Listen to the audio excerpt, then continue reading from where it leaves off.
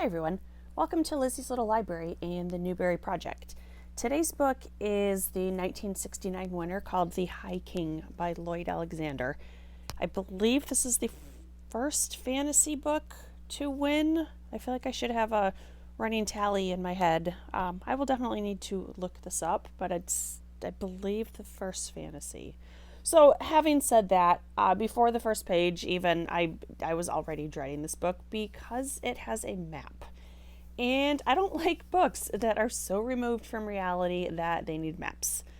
I've never been a fan of fantasy like this. Yes, I did enjoy Harry Potter, but I'm going to kind of call that light fantasy because it is firmly rooted in the real world, whereas this is completely in made up land. There's a reason I never read The Lord of the Rings or The Hobbit. I know they're both considered great masterpieces of literature, of filmmaking, and it's just not my cup of tea. For what it's worth, I did read the whole Narnia series. I will say I didn't hate those, but I really just liked The Lion, the Witch, and the Wardrobe. Aside from that, I found the series sad and boring.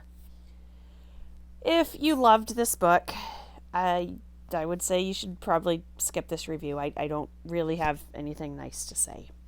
There are virtually unlimited choices on books that are published, and some of these work for us and some of them don't, and we don't need to judge each other because we have different opinions and different preferences. So, having said all of that, the story focuses on a character named Taryn, who seems to be an assistant pig keeper. He's returning to the castle and chats with the princess, who did some embroidery for him while he was gone. Where had he been? I don't know. Doesn't say. Also present at this meeting are an enchanter, the king, a shrunken giant, and some other characters that are presumably human. And within the very first chapter, within the very first couple pages, this reminds me of Game of Thrones. I tried to read it. I gave up after 90 pages because there were too many characters with seemingly no connections to each other, and I'm struggling with that here. As much as we all make fun repeatedly of the Babysitters Club and their recap chapters, I really wish this book had one. It's the fifth book in a series, and I have no idea what was going on in the first four books. In chapter 2, the characters talk about an enchanted sword blade, and they use letter sticks for the pig to spell out a message. In reading this, I feel like I did the one time I tried to read a manual on how to fix something on my sewing machine. I understand every single word individually, but the way they were arranged is like another language altogether. Also, the Wicked Queen has fled. I don't know. Chapter 3. They prepare for and depart on a journey. They are going to fight the Death Lord. And that's where I gave up. And yes, I am disappointed in myself for doing so. But I had already spent 3 weeks slogging through this book, hating every word of it, and only getting to page 58. And I don't want to waste months reading something that I know I don't like. My current TBR list is almost at 1,000. I think I'm at like 986 right now. And I would rather read those than read this. So call me a quitter.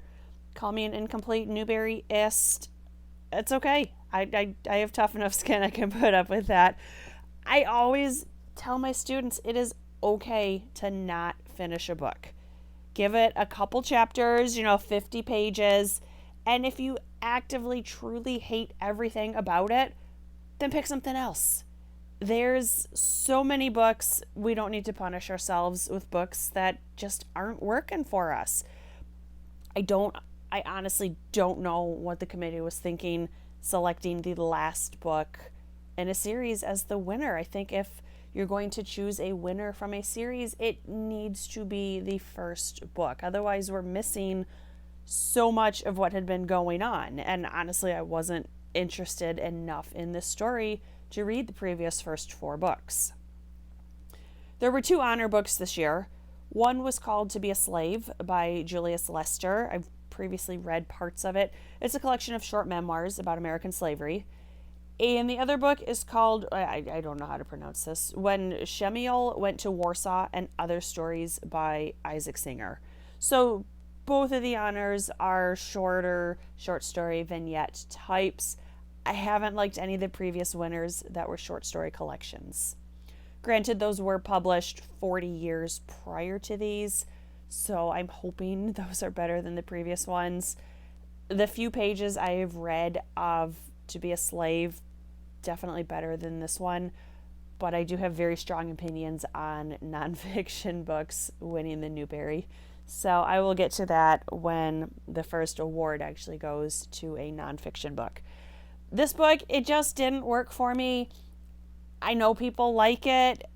More power to them. I'm not going to punish myself over a book that's just not working for me. So this was The High King. Sorry for my bad review, but the next book is called Sounder. It is by William H. Armstrong, and I will have that review shortly. Thanks for watching. Bye.